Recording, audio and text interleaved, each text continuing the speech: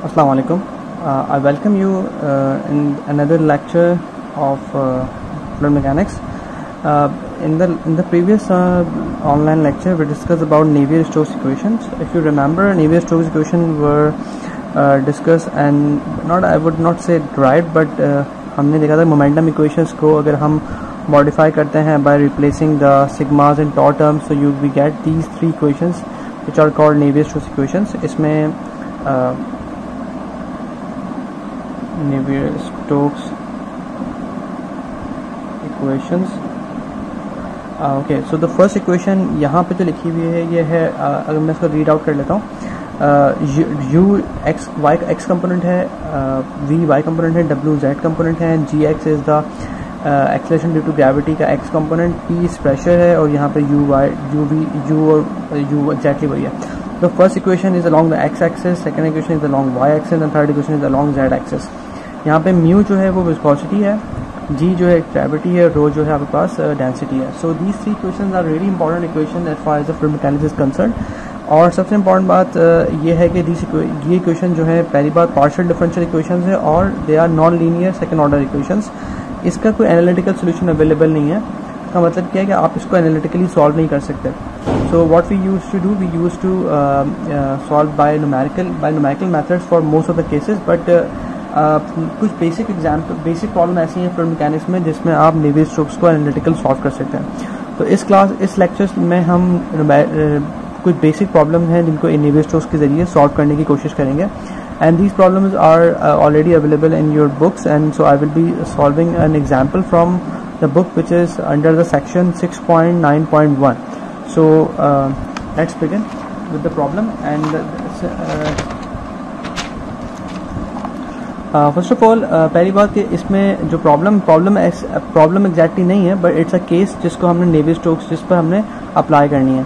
तो let's I am just reading out the section of the book which Munson 7th edition 6.9.1 steady laminar flow between fixed parallel plates. So first of all let's discuss about the geometry of the problem, which is really crucial. First of all हमारे पास सबसे पहले we have two parallel plates. हमारे पास दो parallel plates हैं. This is a very simple flow. आपके पास दो parallel plates हैं जिसके दरमियान में आपके पास flow हो रहा है. ओके, अगर इसका जो एक्सिस ड्रॉ हुआ है वो इसके सेंटर पे हुआ है, so we have y, this is x and this is z axis, right. ये डिस्टेंस जो है सेंटर से लेके इसके टॉप वॉल पर वो कैप h है और ये वाला भी h है. फ्लो जो है वो इस डायरेक्शन में हो रहा है और this is only along x axis. तो ये x है, ये y है और ये z है. Acceleration due to gravity is acting downwards, which means कि g जो है वो अलोंग y ओनली है, x और z में g एक्ट नहीं कर रही, ठीक है. तो इस ज्योमेट्री को हम डिस्कस करते हैं. So first of all let's read it out. We first consider flow between the two horizontal parallel plates which are infinitely long, right. Infinitely मतलब जो इनकी ईयरली लेंथ है वो इनफाइनाइट है, विच मीन्स कि इनका ये जो इसका जो इफेक्ट है अलोंग z एक्सिस उसको हम इग्नोर कर देते हैं, ठीक है. यहाँ पे u है, u इज़ नॉन ज़ीरो, जबकि v और w जो है वो जीरो के बराबर है, एग्जिस्ट नहीं करते. It's a one dimensional flow. There is no velocity along y and z direction, which means v and w are zero. In this case it follows from the continuity equation. Okay, now अगर मैं इसी flow पर continuity, okay it's a steady case first of all. तो आपके पास अगर मैं continuity equation apply करता हूँ तो डावा u अपॉन डावा x प्लस डावा v अपॉन डावा y प्लस डावा w अपॉन डावा z इक्वल्स टू जीरो होता है. जब v बराबर है जीरो के और w भी बराबर है जीरो के, सो आपके पास डावा u अपॉन डावा x के बराबर आ गया zero. This is a important finding. This is equation number 1 जो हमने सॉल्व की है, या वुड से हमने अप्लाई की है. कंटिन्यूटी इक्वेशन जो पहली इक्वेशन जो है वो हमने अप्लाई की. तो आपके पास v जीरो है, w जीरो है, because it's a one dimensional flow. जिसकी वजह से क्या हुआ, डावा u अपॉन डावा x भी जीरो के बराबर आ गया automatically. So this is condition, this is first condition, right. Now let's come. Okay, एक और बात आप गौर करें कि यहाँ पे जो फ्लो हो रहा है वो अलोंग x एक्सेस है. इसका मतलब है कि x के अगर पॉइंट, अगर लेट से ये पॉइंट है पॉइंट 1 और एक पॉइंट 2 ये है, राइट, यहाँ पे वेलोसिटी u है, यहाँ पे भी वेलोसिटी u है, राइट, बिकॉज v और w तो एग्जिस्ट नहीं करते ना। तो यहाँ पे अगर u1 है और यहाँ पे u2 है, अगर लेट से u1 और यहाँ पे u2 है, तो these u1 and u2 are equal because u is not changing along x axis, because डावा u अपॉन डावा x 0 है, u का ग्रेडियंट अलॉन्ग x एक्सिस 0 के बराबर है। तो u is not changing along axis but u is changing along y axis. तो u जो है is only a function of y। इस बात को समझ लें कि u की वैल्यू इस पॉइंट पर क्या होगी, जहाँ पे बॉटम सरफेस है, u की वैल्यू 0 होगी बिकॉज यहाँ पे फ्लो जो है वो स्टिक कर रहा है या नो स्लिप कंडीशन है। और यहाँ पे क्या होगा, यहाँ पर भी फ्लो जो है वो स्टिक कर रहा होगा, इस पॉइंट पर भी नो स्लिप और इस पॉइंट पर भी नो स्लिप। इसका मतलब क्या है कि इस पॉइंट वेलोसिटी जो है 0 है, इस पॉइंट वेलोसिटी 0 है u, but as you move away from these two surface bottom and top u बढ़ेगी, ठीक है। तो u सिर्फ अलॉन्ग y चेंज हो रही है, अलॉन्ग x चेंज नहीं हो रही। जब भी डावा u अपॉन डावा x की वैल्यू 0 बराबर आ रही है, मतलब u is not changing along x axis but u is only a function of y, u is changing along y axis. So if we apply all these conditions to the Navier Stokes equation जो हमने पीछे लिखी हुई है, let's see कि वो किस तरह सिंप्लीफाई हो जाती है, right.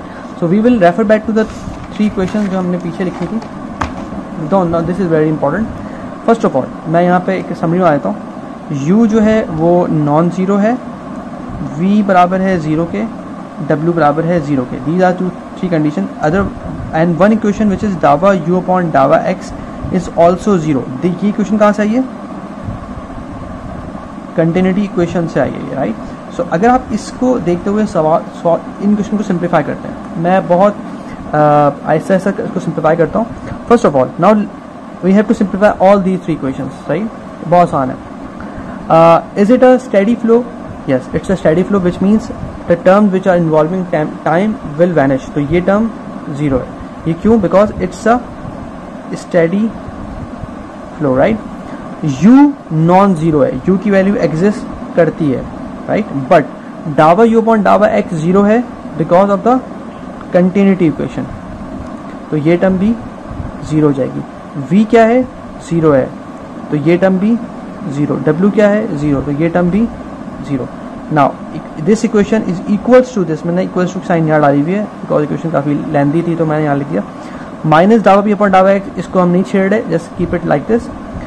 gx because the flow is along x axis but g जो है वो अलॉन्ग y है, तो gx की वैल्यू नहीं है, तो दिस इज 0।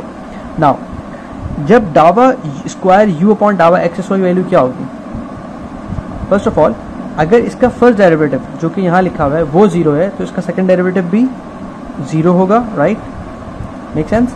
बट डावा u अपॉन डावा y स्क्वायर, इसको हम नहीं छेड़ रहे बिकॉज डावा u is a function of y, correct, तो इसको हम नहीं छेड़ रहे। This is not 0, we are not cancelling it, but u is not changing along z axis. ये बात समझ लें बिकॉज जो z एक्सिस है, जो इसका दूसरा वाला जो एक्सिस है, let's say these two are plates, तो ये जो है इसका z है and z is too long कि इसके अलॉन्ग जो u की वैल्यू है वो चेंज नहीं हो रही, राइट। तो दैट्स वाई डावा स्क्वायर u z ये भी 0 है, right. So I will simplify the equations first, I cancel out each other. So now ये इसको अलॉन्ग y को सॉल्व करना बहुत आसान है बिकॉज v 0 है, v एग्जिस्ट नहीं करता, it's a one dimensional flow. v0 and v0, this term we will keep it like this term we will keep it like this, इसको हम छोड़ रहे हैं because this is non zero, ये exist करता है, राइट, बट v 0 है, v term 0 है एंड v टर्म 0 है। नाउ सो हम इसको सिंप्लीफाई कर लेते हैं। Now this is quite simple, w0 and इसको हम नहीं छेड़ रहे, it's a pressure gradient, we will see later. This is since the gravity is only acting along y axis, तो ये 0 हो गया। w तमाम टर्म्स के बराबर, ये सब 0 हो गया, right. So after cancelling all these terms what we are left with, I'm just writing only these 3 equations। अब इसमें से क्या बचा है? अलॉन्ग लेफ्ट हैंड साइड पर कोई टर्म नहीं बची, राइट साइड पर सिर्फ ये टर्म बची है, this is left and this is left, दो टर्म। सेकेंड इक्वेशन में ये बचा है और ये बचा है, बाकी सब जीरो हो गया। और थर्ड इक्वेशन में सिर्फ ये बचा है, बाकी सब जीरो हो गया, right. So let's see how it goes. तो इसी प्रॉब्लम को हमने सिंप्लीफाई कर लिया, जिसमें पहली इक्वेशन नेवियर स्टोक्स की जो थी वो 0 इक्वल्स टू माइनस डावा p अपॉन डावा x प्लस म्यू डावा स्क्वायर u अपॉन डावा y square. This is equation number 1। Equation number 2, right, 0 equals to minus डावा p अपॉन डावा y minus rho g, question number 2, and third one is minus dawa p upon dawa z, equation number 3. so अब आप देखें कि ये तीनों equations, these three equations are simplified and condensed into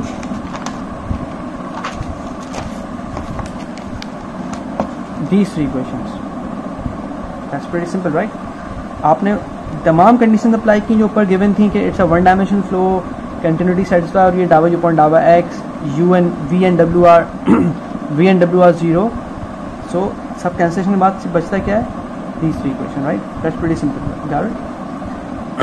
okay, so आप गौर करें कि यहाँ पे pressure is not changing along z axis. Pressure जो है, जो इस फ्लो का प्रेशर है, वो अलोंग जेड चेंज नहीं हो रहा इस इक्वेशन के मुताबिक, राइट। तो pressure is won't be a function of Z, pressure की इक्वेशन में जेड नहीं आएगा, राइट। बट इस इक्वेशन में देख सकते हैं आप कि pressure is changing along y, because अगर हम इसको इधर लेके चले जाते हैं तो you will see that, okay let's solve this one. इसको हम चेक करते हैं।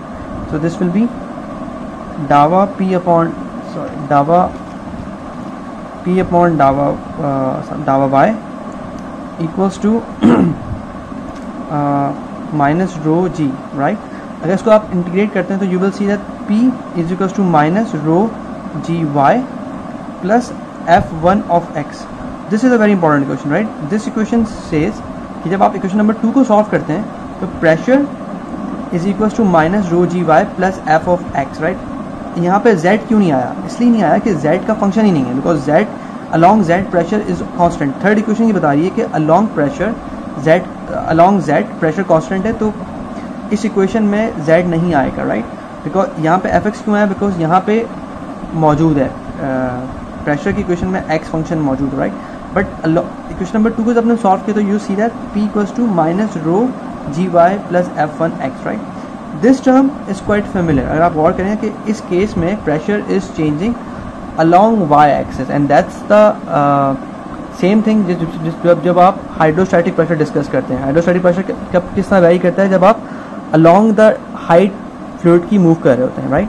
सो इस इक्वेशन को आप यहीं रोकते हैं, इस इक्वेशन को हम यहाँ रोकते हैं, and let's call it, let's say A, तो hold it here, right. So we solve two equations, equation number 2 and equation number 3। 3 is pretty simple. 3 से सिर्फ ये बात जाहिर हो रही है कि प्रेशर z के अलोंग चेंज नहीं हो रहा। 2 को हमने सिंप्लीफाई कर लिया, वी गॉट दिस रिलेशन कि pressure is a function of rho g y is basically acceleration due to gravity and rho is density and f1 और x। तो just wait for some time. इस equation को हम फिर देखते हैं। Let's analyse let's see the first equation क्या बताती है हमें। ओके, सो फर्स्ट इक्वेशन को अगर हम थोड़ा सा सिंप्लीफाई या उसको थोड़ा सा सही से लिख लेते हैं तो that will be equals to minus 1 upon mu डावा p अपॉन डावा x, राइट। आपने क्या किया, आपने फर्स्ट इक्वेशन को दिस वन इस इक्वेशन को आपने डावा p अपॉन डावा x वहाँ ले गए और 1 अपॉन म्यू हो गया, तो ये क्या बन गया equation, this is equation number 1, right? So डावा स्क्वायर y अपॉन डावा स्क्वायर u अपॉन डावा y square equals to 1 upon mu डावा p अपॉन डावा x. Draw. Now we have let's consider this डावा p upon डावा x as constant, which means first of all let's see कि इसका physical मतलब क्या है इस टर्म का। डावा पी अपॉन डावा एक्स का फिजिकल मतलब ये है, just hold on for a second, okay. So डावा पी अपॉन डावा एक्स का फिजिकल मतलब ये है कि प्रेशर, डावा पी अपॉन डावा एक्स हम यहाँ डिस्कस कर लेते हैं। Pressure is a function of x, which means let's say अगर ये आपके पास दो प्लेट्स थी, ये 0.1 है, ये 0.2 है, and this is along x axis, this is y axis, तो प्रेशर जो है वो अलोंग एक्स चेंज हो रहा है, मतलब P1 यहाँ पर कुछ और है, यहाँ P2 कुछ और है, विच मीन्स कि प्रेशर P1 ज़्यादा होगा P2 से, बिकॉज इस पॉइंट से इस पॉइंट तक जब फ्लो होगा तो प्रेशर कुछ ना कुछ ड्रॉप होगा, राइट। सो ये जो ड्रॉप है that is the gradient of pressure along x-axis. We are considering it to be constant for the simplicity, right? So इसको हम constant समझते हैं, हम इसको integrate नहीं करेंगे. So now when you solve this term, which is let's डावा square y, डावा square u upon डावा y square equals to 1 upon mu डावा p upon डावा x. Now let's integrate this problem. अगर इस equation को मैं ऐसा लिख सकता हूँ, डावा upon y, डावा u अपॉन डावा y प्लस इक्वल टू, ये सिंप्लीफाई कर लेते हैं, दिस इज प्रीटी सिंपल। अगर मैं इसको इधर ले जाता हूँ, so that will become sorry डावा u अपॉन डावा y equal to 1 upon mu डावा p अपॉन डावा x y plus c1, first derivative आपने इसको सॉल्व किया, इसको अगर आप इंटीग्रेट करेंगे you will get this related, ये dy वहाँ चला गया because d okay let's देखें, डावा अपॉन डावा y, डावा y जब यहाँ चला गया तो ये y बन गया और डावा of this whole term become this, right plus c1, this is the first derivative, so first integral of the equation. Now again अगर हम इसको फिर इंटीग्रेट करते हैं to get, तो we will see डावा u equals to 1 upon mu डावा p upon डावा x y, इसके बाहर आपके पास डावा y आ गया प्लस c1 डावा y, right. So this becomes u and this will become 1 upon mu डावा p अपॉन डावा x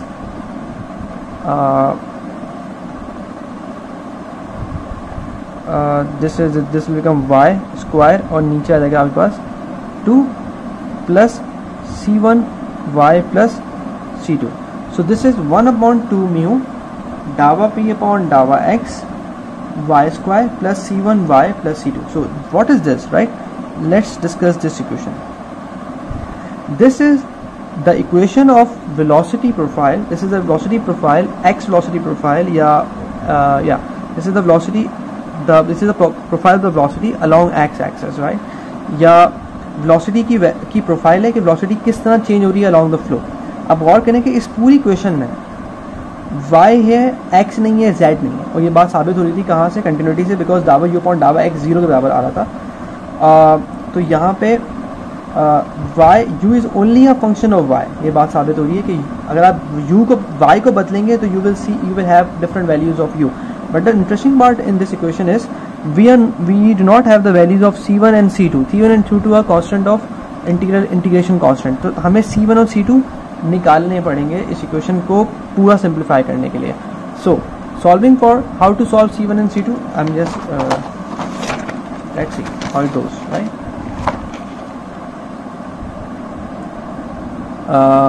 Now let's draw the figure again. आपके पास ये दो प्लेट्स थी, this is the axis x, this is y and this is z. So ये आपका centre line थी, यहाँ से ये h है, ये भी h है, right? Now we need to let me just write u again. U equals to 1 upon 2 mu डावा p upon डावा x y square plus c1 y plus c2. Okay, so अगर मुझे c1 और c2 निकालना है, सो मुझे चाहिए boundary conditions, right? Boundary condition मतलब ये होता है कि आप पास एक इसके एंड्स के ऊपर कंडीशंस क्या हैं. तो हमें पता है कि अगर ये ओरिजिन है, if this is the origin, so we know that y equals to plus minus h. मतलब अगर ये ओरिजिन है तो अगर मैं आप प्लस ऊपर जाता हूँ मतलब प्लस एच नीचे, मतलब एच ऊपर गया या फिर मैं माइनस एच नीचे चला गया, right. So y equals to plus minus H के ऊपर जो यू की वैल्यू है वो 0 है। Why? It's a no slip condition. Point, इस पॉइंट पर और इस पॉइंट पर यू की वैल्यू 0 है, बिकॉज फ्लो जो है वो स्टिक हुआ हुआ है इन दो सर्फेसेस पर। तो these are my two boundary condition. Two boundary मतलब कि y equals to plus H पे भी 0 है, y equals to minus H पे भी 0 है। तो यहाँ पे हमारे पास C1 and C2, we have two variables and two condition, so we can very easily solve it, right. So अगर मैं इन दोनों इक्वेशन, इन दोनों टर्म्स को यहाँ पर रिप्लेस कर देता हूँ तो that will make my life easy, right. So अगर आप गौर करें सो व्हाट विल हैपन, अगर आप इसमें बारी बारी पुट कर देते हैं इसमें, this is u equals to 0 equals to 1/2 mu डावा p अपॉन डावा x। यहाँ पे अगर मैं h स्क्वायर पुट करता हूँ plus C1 h plus C2, right. This is first equation, right. Now if I apply second condition, which is 0 equals to 1/2 mu dawa p upon dawa x, this is h square, and this will become minus C1 h plus C2, right? This is equation number, okay, let's say इसको equation number capital A कह देते हैं, capital B कह देते हैं। तो ये equation कैसे बनी है? इस इक्वेशन के अंदर आपने u पुट किया 0, y पुट किया plus H and C2, u put किया 0, y पुट किया माइनस एच, ये तो प्लस सी रहेगा और ये माइनस। अगर इसको आप सॉल्व करते हैं, if you add these two equations you will see these terms cancels out, so you will be left with C2, right. C2 will be 2 C2 and this will become 1/2 mu, sorry ये cancel जाएगा तो 1/म्यू डावा p upon डावा x h square, right, fine. So and equals to 0। अगर मैं इसको इधर ले जाता हूँ तो I will see that 2C2 equals to minus 1/, sorry mu डावा p अपॉन डावा x h स्क्वायर। 2 को यहाँ ले गए तो डिवाइड कर दिया 2 यहाँ पे और ये 2 कैंसिल हो गया। So what you get, C2 equals to minus 1/2 mu डावा p अपॉन डावा x h square. This is the value of C2 जो आप यहाँ पुट कर सकते हैं, राइट। ओके, अगर आपके पास C2 आ गया so you can very easily find C1 and C1 is coming out to be 0। So आप अगर I know that the relation is C1 is 0, right. आप कैसे चेक कर सकते हैं? That's pretty simple. आप इस C2 को उठा के यहाँ पुट कर दें, सही है। u बराबर लें 0 के, h बराबर ले लें या इस पुट कर दें, that's pretty simple, right? This is like simultaneous solution। तो u बराबर है 0 के, आपने C2 निकाल लिया, C2 यहाँ पुट करें, C1 निकल जाएगा इक्वल जो कि 0 बराबर आ रहा है, right. So when you have C2 and C1, replace that C1 and C2 in this equation, this one। So you will see that the velocity profile which has C1 and C2 now become 1/2 mu dawa p upon dawa x y square minus h square. So this is the equation of the velocity between two parallel plates only along x-axis, where this is y, this is z, and this is x, and this is velocity is u, where the fluid is sticking at these surfaces. So this is u, right? So अगर आप गौर करें तो this is a parabolic equation, यहाँ पे y square आ रहा है। तो अगर आप गौर करते हैं तो आपके पास किसी सरफेस में जब फ्लो हो रहा होता है तो you have a parabolic profile, right? अगर ये सेंटर लाइन है तो अगर मैं सेंटर पे y की वैल्यू कितनी है 0, बिकॉज आपने ओरिजिन ही डिफाइन किया हुआ है ना, because y this is x and this is z, तो सेंटर लाइन पर 0, राइट। इस इक्वेशन को मैक्सिमम होने की जरूरत क्या है? जब आपके पास y 0 है तो you will be having 1/2 mu डावा p अपॉन डावा x माइनस h स्क्वायर। खैर इसको हम आगे देखते हैं। So now moving on, if we have this profile v u and we need to find the volume flow rate q per unit depth, this because q is basically capital U per unit depth, right? Okay, so अगर आप इस figure को यहाँ से देखते हैं, right, यहाँ से, right, from this side, so you will see something like this, right. तो फ्लो जो है वो यहाँ से बाहर आ रहा है, the flow is coming out from this side, अगर आप इसको यहाँ से देख रहे हैं, राइट। इसकी जो ईयरली डायमेंशन है, या इसको हम ईयर कह लें, जैसे which was z is too long to have any effect on the velocity. So अगर आपको फ्लो निकालना है इस बॉक्स से बाहर, so you will be having flow rate per unit depth in order to eliminate the effect of this length which is z axis, right? So अगर आपको यहाँ से flow बाहर निकालना है, so you will be having this is dy because this length is y, right? तो ये dy है और इससे बाहर निकलना है तो आपके पास, और एक लेंथ ये है, एक लेंथ ये, तो इसका this length is disregarded since it is along z axis and very long. So the flow rate which is per unit depth, small q, will be dy times the velocity, and velocity is here, right? So small q equals to 1 upon 2 mu dawa p upon dawa x y square minus h square, and you have to multiply this with dy, right? And you have to integrate it across the these two limits, minus h2 plus h. Okay, so this part is basically u and this part is basically dA per unit z या dz, and that makes dy, right? Because dz is the dimension जिसको हमने ignore किया है per unit depth वजह से. So this is not capital U, this is small q, sorry, not capital Q, it's not flow rate, it is flow rate per unit depth which has units of meter square per second or whatever, like feet cube, feet square per second, जिस तरह आप चाहें. So now you have a equation जिसमें u मौजूद है और dy मौजूद है. dy because it's per unit depth, z को नहीं ले रहे हम, और ये u की value. Now this is a pretty simple equation, simple से बात कि आप इसको सॉल्व कर लें, जस्ट इंटीग्रेटेड 1/2 म्यू जो है वो बाहर आ जाएगा, and you will be left with integral y square minus h square dy. तो दैट्स प्रीटी सिंपल. अगर आप सिर्फ और लिमिट अप्लाई करते हैं माइनस h2 प्लस h, आपके पास q की वैल्यू जो आ रही है डायरेक्ट में लिख रहा हूँ माइनस 2h³ अपॉन 3 म्यू डावा p अपॉन डावा x, right. So this is the equation of this is the relation for volume flow rate per unit depth. Okay, मैं फिर रिपीट कर देता हूँ. Don't worry about this relation, this is pretty simple. If you just do some mathematical manipulation, mathematical calculations, so you can easily find this relation. देखिए 1/2 mu constant है, डावा p upon डावा x को भी हम कांस्टेंट ट्रीट कर रहे हैं, इसको हम बाहर ले जाते हैं, तो you are only left with y square minus h square dy.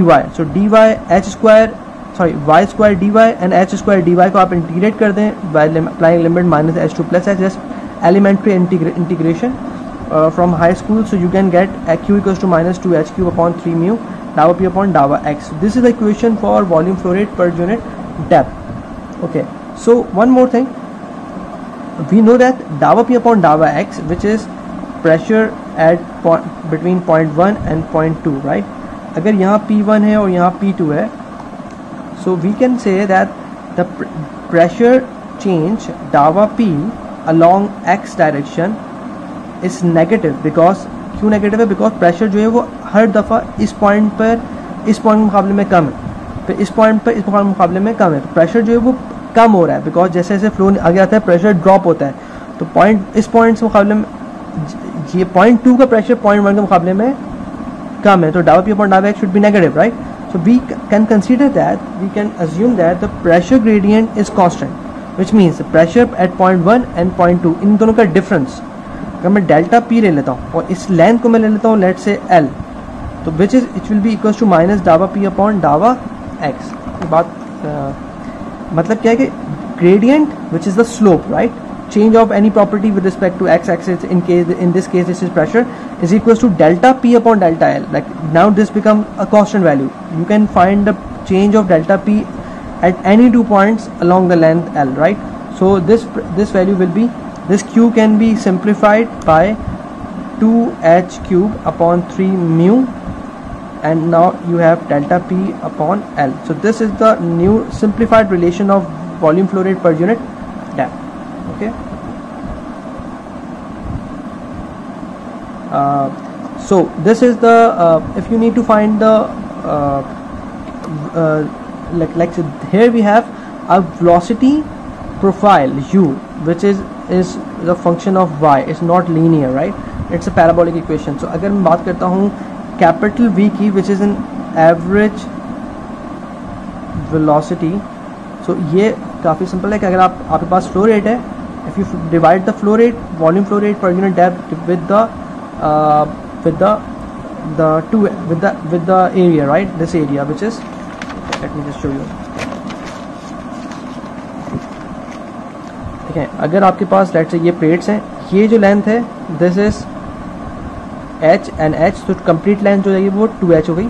यहीं से u बाहर आ रही है, but u is having a profile. तो अगर मुझे capital v, which is an average velocity, जो हम आमतौर पर लेते हैं, उसको निकालना है, so I need to use this relation, which is q is the volume flow rate per unit depth divided by 2h. 2h क्या है, इसकी लेंथ, बिकॉज ये जो हमने डिसरिगार्ड की ना, तो we just need to have this length. तो q आप निकाल चुके हो, तो v की वैल्यू क्या बन जाएगी, simply 2h cube upon 3 mu delta pl. This is q, small q, and when you divide it with 2h, 2 में 2 cancel हुआ and h से h cancel हुआ, so you got, and this term is basically capital V, and this is V average, and this is h square delta p upon 3 mu l. So this is an average velocity of this velocity profile, which is a parabolic equation. अगर आप इन सबको हटा देते हैं तो you will be having average velocity, जो कि इसको पूरे बॉक्स को रिप्रेजेंट कर रही है, जो कि इस शक्ल में आ रही है, right. Similarly u maximum is the maximum velocity along this profile, is apparent from the figure that it will take place at the center of the, because since these two are parallel, तो इस point के ऊपर वो maximum होगी. तो u maximum will be if you have is at y equals to 0, and that can यहाँ पे u maximum के लिए आप क्या करें, ये जो इक्वेशन आपने निकाली थी ये वाली, इसमें y की जगह 0 पुट करते हैं, तो you will be having an equation which is showing the maximum value of u maximum. u maximum equals to minus h square upon 2 mu dava p upon dava x. So this is u maximum by replacing y equals to, by replacing y with 0, right? अगर आप इन दोनों को compare करते हैं, okay, अगर इसको हम डावा पी अपॉन डावा इसको बदल देते हैं minus H square 2 mu with delta P upon L के साथ, this can be you maximum age well. अगर आप इस रिलेशन को और इन दोनों को कंपेयर करते हैं आपस में, तो you will see that you maximum is equals to 3 upon 2 times the V average. This is another relation which is an interesting one to find. If you remember, we discussed the pressure equation, which is P equals to minus rho G Y plus F of X, right? So here we can say that this one is basically dava P upon dava X along X, right? And minus rho G Y, this is the actual pressure of the flow along the path, right? So pressure is only changing because the pressure along x-axis is not a function of x, is constant, although it's changing, but it's constant. But the pressure is changing along y-axis and along z-axis. Not z, x-axis. X-axis along ये है and y-axis along ये. So this is the equation of the pressure. So if I just give you a recap, what we did, we had this problem, which is a very simple problem. दो plates हैं, दोनों parallel हैं, इनके दरमियान एक flow हो रहा है, which is u, and you have the distance between these two plates is h and h. So we simplify it by cancelling lots of terms in Navier Stokes equation. We are left with this, and from these three equations we found velocity profile, which is coming out to be this one, and we solve q and then u maximum and u average. So this is the problem this is the same topic which जो आपकी किताब के अंदर book के अंदर 6.9.1 I guess. Let me just confirm it again. This is 6.9.1, steady laminar flow between fixed parallel plates. This is the first topic This is how you solve a Navier-Stokes equation, by simplifying the equation, by eradicating, by removing the terms, and then applying the boundary conditions in order to get your desired results, right? So if you have any problem, please ask me. This is really important, and we will be solving more numericals, more problems related to Navier-Stokes equation.